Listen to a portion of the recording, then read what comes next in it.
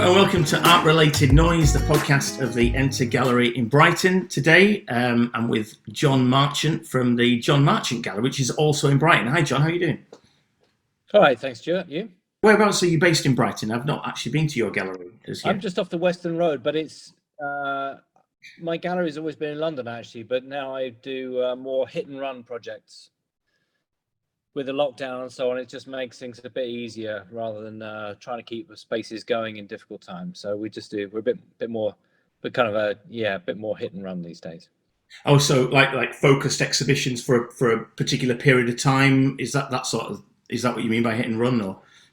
No, I'm really doing projects with other people at the moment, which is fine. We just on Sunday closed a show in Clerkenwell. That was a collaboration with L13 Light Industrial Workshop. We also just closed another exhibition in Paisley of Jamie Reid's political works. That was called Taking Liberties. Did very well. So we're pretty busy.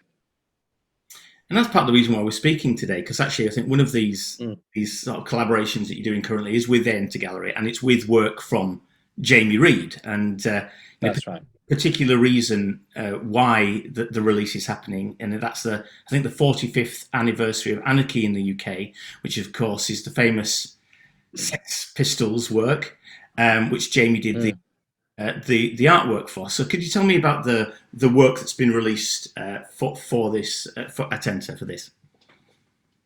Well, actually, it's a slightly older story than that, Stuart. 25 years ago, I was asked to curate an exhibition of Jamie's work in New York.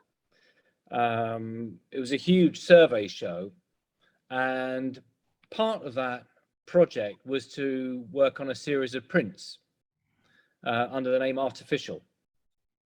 So 25 years ago, we were kind of hard at it at a print shop on the west side in 26th Street called Ambassador Arts, and Jamie and I were really hacking through a whole stack of prints in different colorways based on his iconic artwork for the Sex Pistols. And in the exhibition we had artwork from about 1968 all the way through to what was then the present, which was 1997. But of course we were focusing a lot on the pistol stuff. It was so well known. And we had a huge wall just covered in these beautiful screen prints. And we did pretty well with those at the time, but it's a long and tawdry tale. I won't get into it now, but a whole stack of them ended up going into storage in Miami. And there they've sat pretty much since the 90s. But very recently, these things surfaced again, and through various means, we brought them all back to the UK. And that's why they are currently, we're launching them really with Enter Gallery very shortly, and they're really beautiful, and it's fun to see them again. They were beautifully made originally, and the colors look really bright, and everything looks good. And it's funny. I mean, punk just never dies. You know, we never seem to lose our appetite for this particular work by Jamie, and although we may not listen to the music as much as we did, although it still sounds great when you hear it, the artwork, it still rattles around the world at high speed. And obviously people do variations of the Queen with a ransom note lettering, or the Nevermind the Bollocks artwork. They do their own versions, and we saw some up at COP in Glasgow very recently, because it still has an edge to it, and these images have become part of our visual vernacular. I was just going to say, there's not many artists that can lay claim to creating the imagery for a whole movement, and imagery that is so iconic that as soon as you look at it, you know the artist and you know the time era that it's from. Is there really? There's not many people like that. Name two. I can't. I can only make. I can't. Isn't it? Because I'm thinking speaking with Jamie Reid and his work on the Sex Pistols and that link to the punk movement. Don't get me wrong. I'm sure there is others. I'm sure there is, but it's just so visually identifiable. It is. It is. And of course, Jamie's an artist who's, he's been working since the late 60s. As you may know, he was at art college with Malcolm McLaren in Croydon. And essentially, when Malcolm and Vivian opened their shop on the King's Road, Jamie and some other friends in South London started an agitprop print collective called Suburban Press, which was a sort of situationist inspired printing project, which produced its own publications, but also printed for other radical groups as well. And a lot of the visual ideas that we know from the punk period were actually formulated in this pre-punk period with Suburban Press.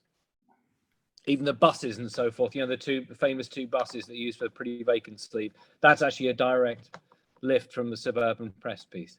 Oh, right. And tell me about the so that period in time then when Jamie is working with in Croydon.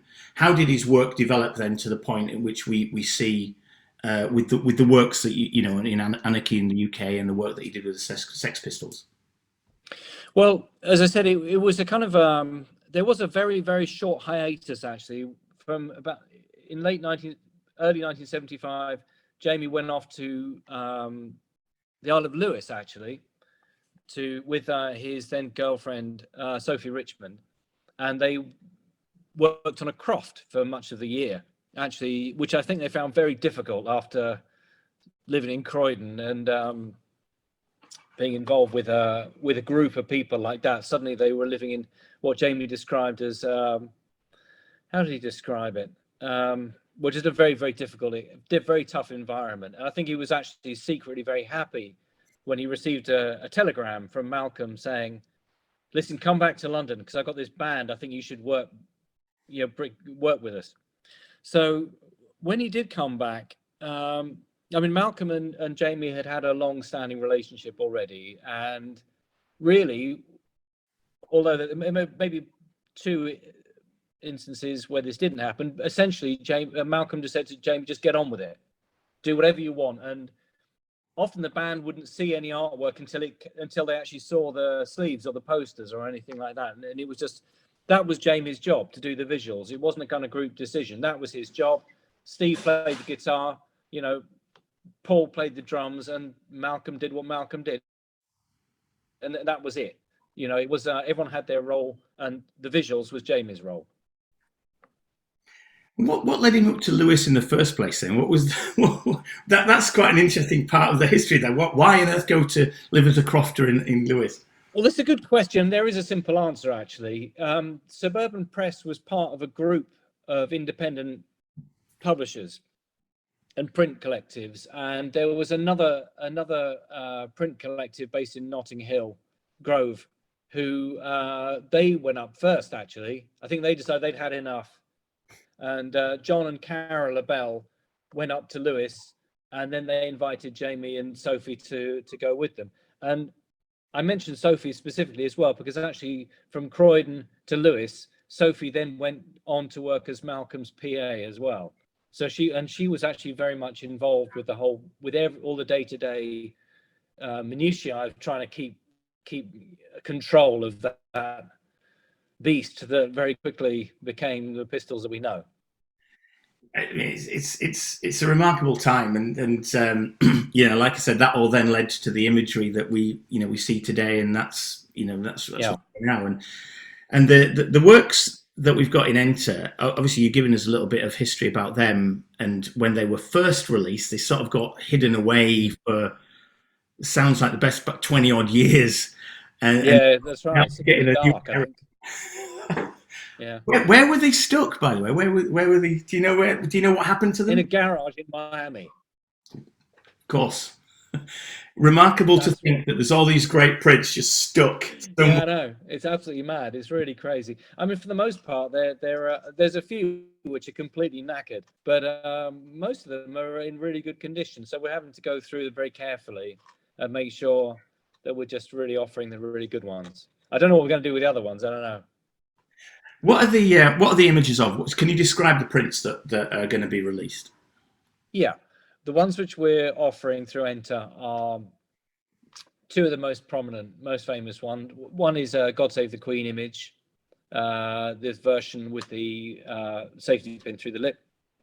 And those are in silver and gold on a navy blue background, all signed, dated and numbered by Jamie.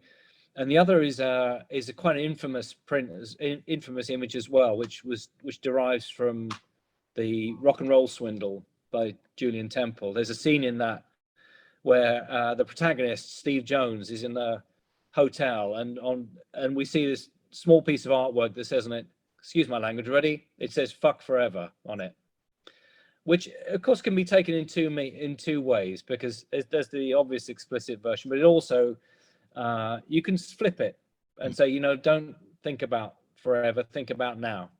And actually, Jamie is he's very want to say, learn from the past, live in the present, and look to the future. And in many ways, that phrase "fuck forever" actually is another way of saying that. That particular print also features an image which came from is of a kneeling woman with a smiling face, and that image was taken from a magazine called Moviegoer. It was a kind of classic bit of kind of pin-up junk that Jamie found and thought, we'll use that, we'll take that, and just tore it out, cut it out, incorporated it in the artwork. And funny enough, in the bottom of the image you'll see in the prints, there's like a tear, and that was actually the cardboard, piece of red cardboard that Jamie stuck the image on, actually has a tear on the bottom of it. And that's why you can see what looks like a tear in the image is from the original bit of cardboard had a tear in it. Now that original bit of artwork now that is in a phenomenal collection in Houston, Texas. It's an amazing collection with lots of really beautiful Warhol pieces. Adela Tour is in there, I think, as well. Basquiat's like clogging up the bathroom in that collection. But the collector also has, as I say, this particular original bit of artwork and the original of the ransom note letter Queen as well, and I've done a version with two swastika eyes, which was not released in the UK at the time. What sort of process does Jamie go through to make these? Is it majority collage, and then does he sort of add does he draw on top of that, or how does he actually create his works in general in terms of his process? It varies, actually. It varies with whatever's needed, to be honest. I think working at Suburban Press and trying to keep things looking punchy using a multilith lithographic print process, he learned very quickly to do things which have an immediate eye-catching appeal to them. And that can include, and has often included actually, collaging and then copying and then recopying and recollaging. And it's interesting, so people quite often say, well, where's the original of X, Y, or Z? And very often there sort of is no original, really, because the whole thing has gone through so many processes. You could say that the original is actually the poster or the print or the record sleeve or something like that, rather than an original collage, because the collage then goes through a number of stages afterwards. It could just be cut out with pieces of, with scissors and glue. It could have a marker pen written over the top of it. It could have all sorts of things done to it, and it might have footprints on it, who knows. But somehow Jamie will always bring an immediacy to his work, and often using things, materials or techniques which people think are not worthy. Felt tips, for example. We've just produced a new book, which I think is going to be available through Enter Gallery. Oh, good. Yes, this was released. Materials. This was released at the Clerkenwell show, wasn't it? I think as well. Yeah, that's right. And although it covers a lot of the stuff which we know and love, what this essentially is it's a book covering all the ephemera, or some of the ephemera anyway, because I've been looking after Jamie's archive for about 20 years now, and I've always loved the bits of paper, the little bits that are left behind sometimes, or the marginalia. And in this particular book, So we have things that would, little bits of paper that Jamie had produced on the side. These are a nice series of contemporaneous color Xeroxes. But for example, this is a work from just after the Pistols period, and in here the colors are produced partly from the photocopier, the early photocopier, which had 4 ink cartridges. Essentially, there'd be black, green, red, and blue. And Jamie often really liked to produce work that was just kind of either just using those color cartridges, or then using the 4 color cartridges but moving the primary image a little bit on the scanner bed, so you get a kind of really weird visual dislocation effect. But to add up, also, I'm just trying to point out here that what Jamie's also done on this piece is coloring with felt tip. Now, of course, felt tip isn't supposed to be an archival material. In fact, it's not. It will disappear eventually, but he's always loved the intensity and the kind of acidic quality that a felt tip will bring. As I say, that will eventually, in 50 years, that will have disappeared completely. But he's not alone. The artist Frank Auerbach has also done quite a lot of work with felt tip, much to his gallerist's chagrin, I think. Well, that says What to can me. you do? Well, it says to me that you sort of hinted at it earlier. He's creating the work for the now, without Yeah, a thought that it's going to be, probably in some art collector's, no, private stash in 100 years' time. That's probably not. yeah, no, Doesn't seem to be important to him. He's doing it for now. If it looks good now, that's the artwork, yeah. right?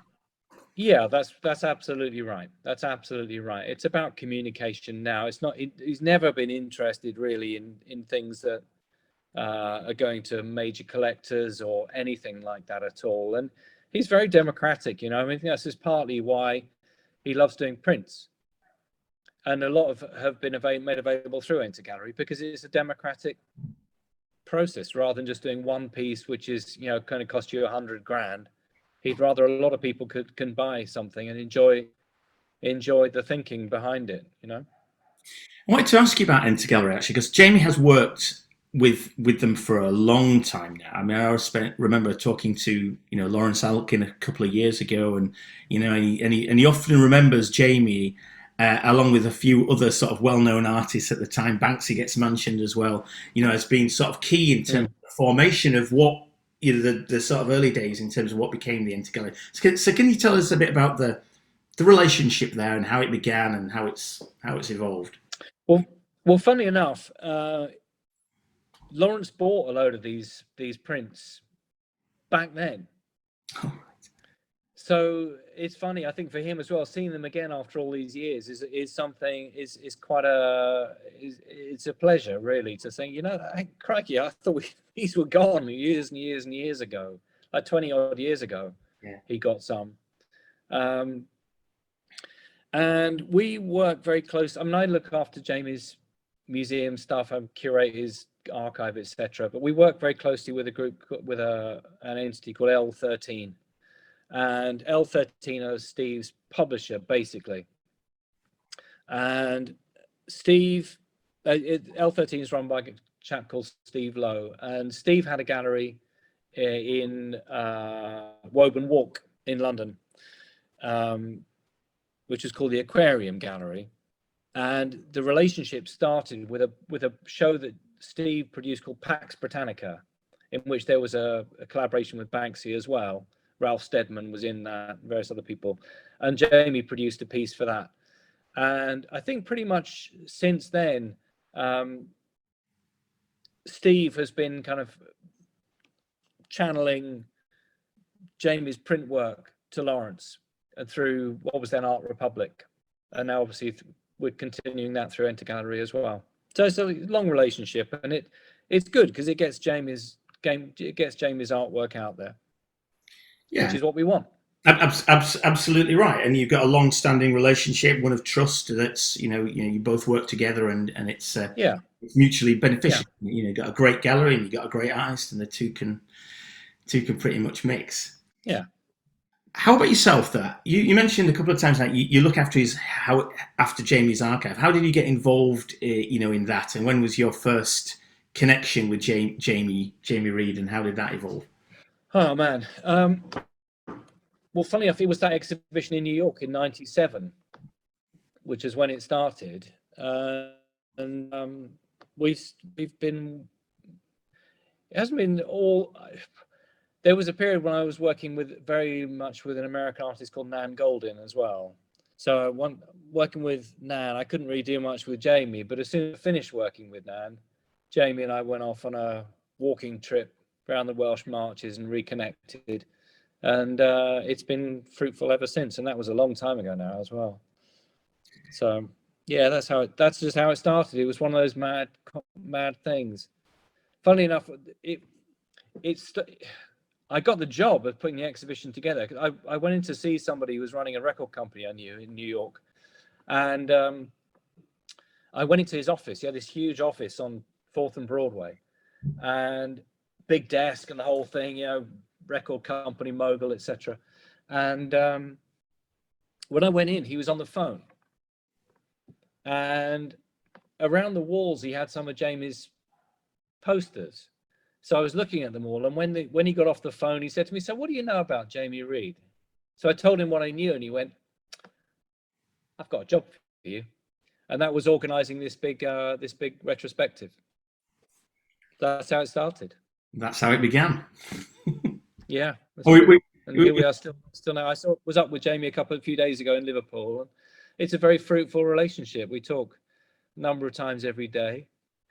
And he's a very, very interesting guy. The Pistols thing is only 4 years, really, of a 50-year career.